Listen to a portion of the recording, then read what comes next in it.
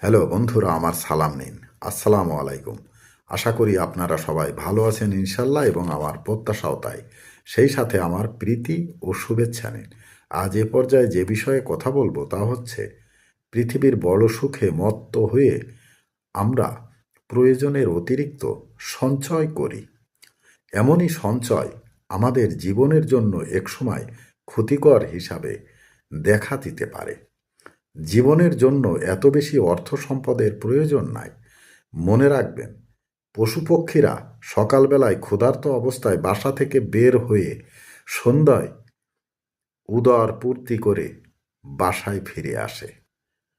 এ পর্যায়ে এখানেই রাখছি। ততক্ষণ পর্যন্ত সবাই ভালো থাকুন, সুস্থ থাকুন এবং নিরাপদে থাকুন। শুভকামনা নিরন্তর সবার জন্য সবসময়। ধন্যবাদ ফেসবুক মেটা, ধন্যবাদ সকল বন্ধু সহ সবাইকে।